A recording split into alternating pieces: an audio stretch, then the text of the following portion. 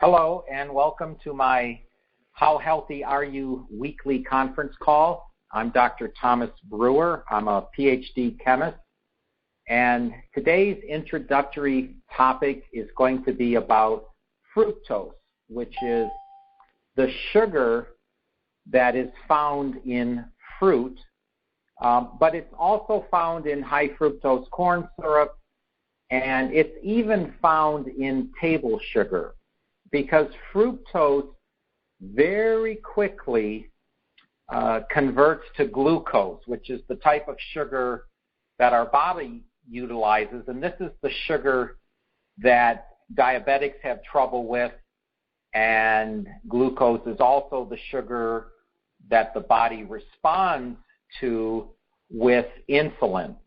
So the insulin is made in our pancreas, and when there's too much glucose or sugar in our blood, the body responds to that with releasing insulin into the blood, and the insulin is there to get the sugar out of our blood and where it needs to go. Our brains need sugar, our muscles need sugar. Our body runs on glucose, but it's a delicate balance between not having enough, in which case you would pass out, and having too much, in which case you'd have high blood pressure and diabetes, and lots of liver problems and kidney problems. So the whole topic here is, well, if fruit has fructose, is that any different than the fructose that's in table sugar and high fructose corn syrup? The bottom line answer is there is a huge difference. Even though the chemical, the fructose, is the same, what comes with it in the form of fruit, the fiber from the fruit, and the phytonutrients in fruit, such as antioxidants, make a very big difference in how the fructose is converted to glucose and absorbed by the body. So when we normally eat a sugary substance like soda, anything with high fructose corn syrup, anything with white table sugar, we end up getting a very large spike in our blood sugar, in this case glucose. So that high spike in blood sugar then becomes a big dip as a result of the body responding to that spike in blood sugar, and it releases insulin. It's the big dip in our blood sugar that's the problem, not the spike. As the body responds to that spike in blood sugar, it releases insulin, and it always releases too much, and you get this dip in blood sugar. The dip is lower than our normal level, and when that happens, the body thinks you're starving, and it dumps fat into your blood. And the problem is the insulin spike and sugar dip. They go together. When sugar's high, insulin is low, and as soon as the sugar goes way up, the insulin has to respond. You get an insulin spike and a sugar drop. The insulin spike and sugar drop are the issues. So we don't want that. We don't want any spikes in our blood sugar, because then the body responds and you get the opposite. You get a huge dip in blood sugar. So the advantage of the fruit is due to two reasons: the fiber in the fruit, and also these phytochemicals such as antioxidants in the fruit. So it's actually better in the end to eat your pancakes with blueberries in them, even though the blueberries contain sugar. They contain fructose. But your sugar spike from eating pancakes is lower when you have blueberries with them, and the insulin spike as a response to the sugar is also lower, which means you don't get that huge drop in blood sugar. So the benefits of eating fruit far outweigh the benefits of just consuming sugar itself. Now, I told people this in the past, but something I recently learned is about fruit juice. So fruit juice turns out to also be slightly better than eating essentially sugar water or soda pop or anything that's sweetened with white sugar. It turns out fruit juice, which doesn't have fiber, but still has the antioxidants, these phytochemicals, and that does slow down the absorption of the sugar into the bloodstream. And as long as you don't get as big a sugar spike, then you won't get as big of a sugar drop when the insulin comes to the rescue. So by all means, if you have a choice, you want whole fruit. I've mentioned this many times before. You want to consume whole foods. Juices tend to be very good if you are healing or if you're detoxing. But for overall nutrition, you want whole foods. And fruits are also good as a whole food, yet there's nothing better than whole vegetables because there is still a significant increase in the blood sugar level from eating whole fruit. It's just not as significant as drinking sugar water.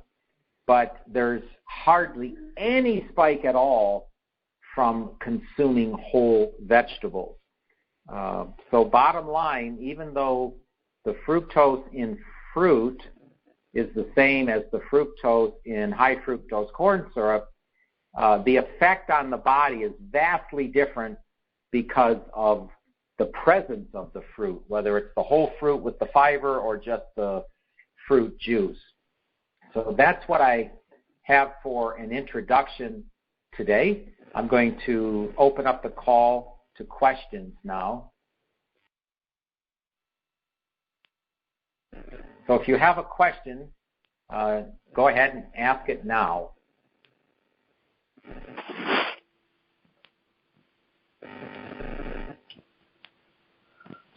When are you coming to Pennsylvania? Okay, question is, when am I going to Pennsylvania? So it's Yeah. definitely going to be in May. I don't have my dates set, but I will set them the first or second week of January. So in the next 1 or 2 weeks, I will have the exact dates. But at this point, it's the end of May. Okay. So most likely, it'll be like last time. It'll be a Thursday, Friday, and a Monday be there. Or Friday, Saturday, Monday, Tuesday. Something like that. Okay. But it'll be that last week of May. Okay. And also, what would you suggest to do for impetigo on children? What was that called again? Impetigo, is that how you say it? Impetigo. Impetigo. It's What like is that? a rash. It's like isn't it like a fungus? Oh, am I saying it right? IMP as in P, E-T, impetigo. That's what some of these children were diagnosed with, and you get a cream from the doctor. I just wonder what you would say, but maybe you don't know. It's actually bacteria. Oh, bacteria. Yeah. So it would be very straightforward to utilize the colloidal silver on the skin topically. Okay. That should work absolutely great. You can also consume the colloidal silver depending on the age of the child, but at least use it externally or topically. Okay. Okay, I wondered if you would say that. I thought I'd just check. Yeah. People sometimes forget to use the lightning colloidal silver topically. They just think all they can do is drink it. But anytime there's bacteria or fungus on the skin, like toenails and rashes that just don't seem to go away, they are typically caused by bacteria or fungus, even yeast, that is exiting the body through the skin, and the skin's really an organ. So you can target the bacteria directly using the colloidal silver right on the area of the skin. I recommend doing it after showering or bathing and let it sit there all night long. So treat the area and then don't wash it. Just let it stay on the skin all night. Okay. Okay, I'll tell them. Thank you. I think you're talking about impetigo. Is that what it is? Is that what you call it? Yeah, I think that's what you're talking about. Yeah. Yeah. So that bacteria is common. That's called, it's usually called Staph aureus bacteria, but it's really Staphylococcus aureus, but it's abbreviated as Staph aureus. But it's a common nasty bacteria that is everywhere. But the colloidal silver kills it. Okay.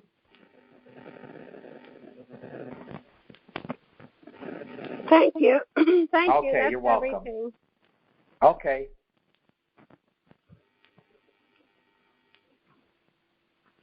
Any other questions or comments?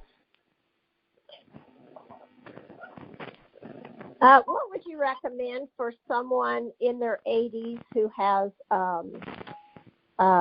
shingles, outbreak of shingles? Right. So shingles, another fairly simple issue to correct and solve when you look at the overall cause. So the shingles is a virus, and it tends to affect only the elderly. The issue is white blood cells.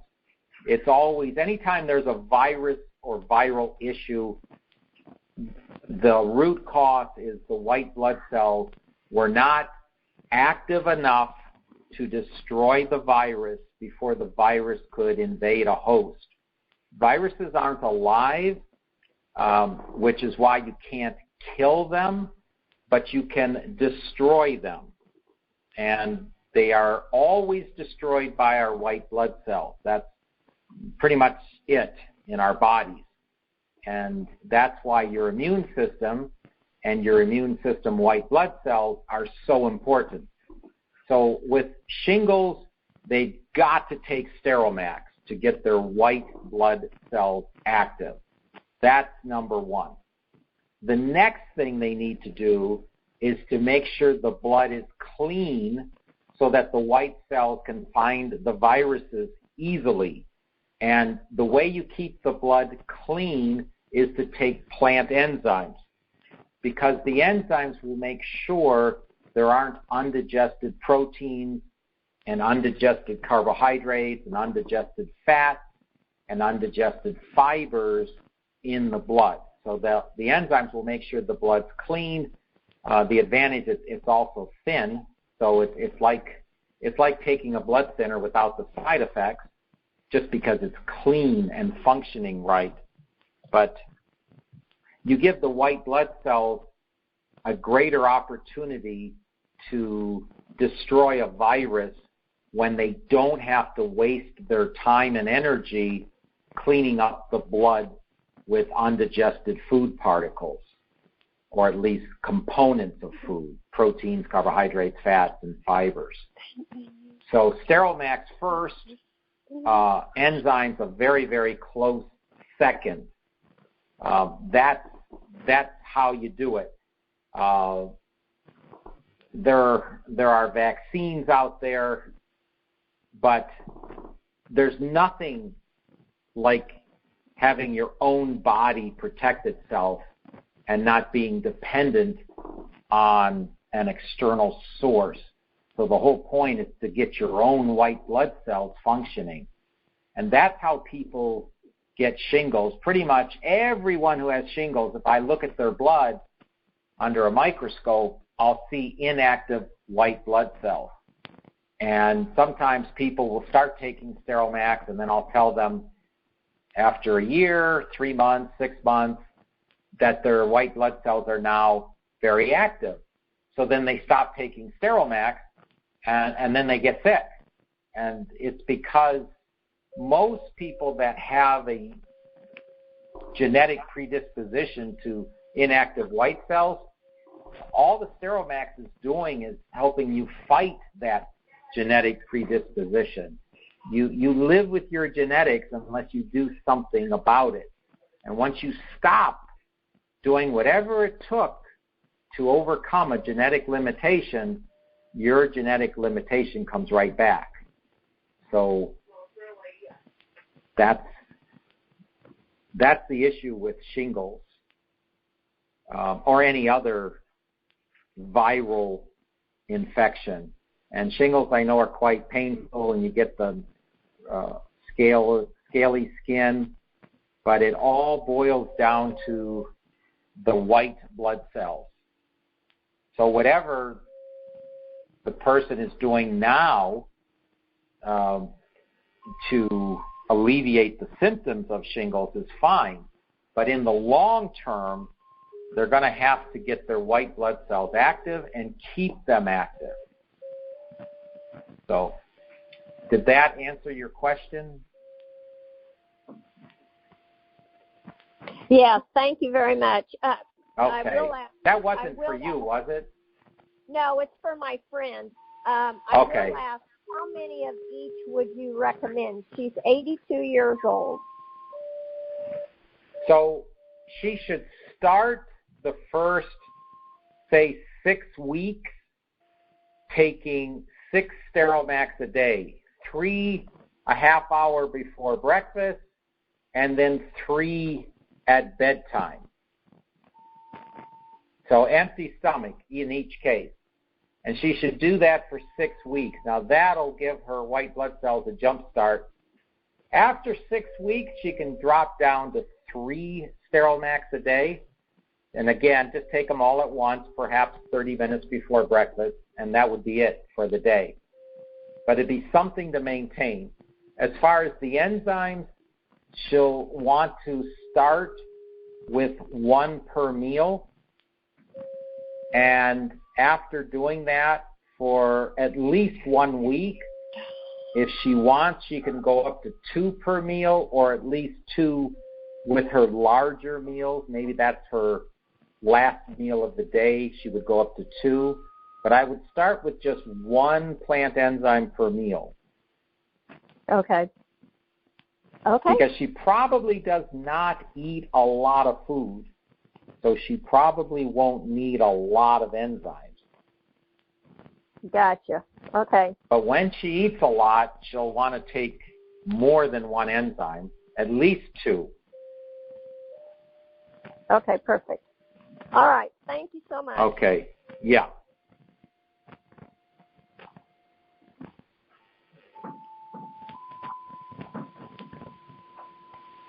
We have any other questions? I guess not. All right. Well, thank you for being on the call. I wish everyone a safe and healthy evening, and I will be doing another conference call next week.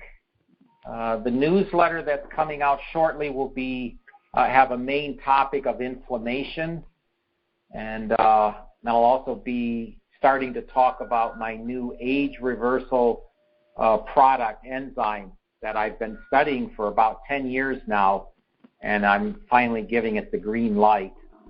So I'll be mentioning that also. All right. Cool. So good night, everybody.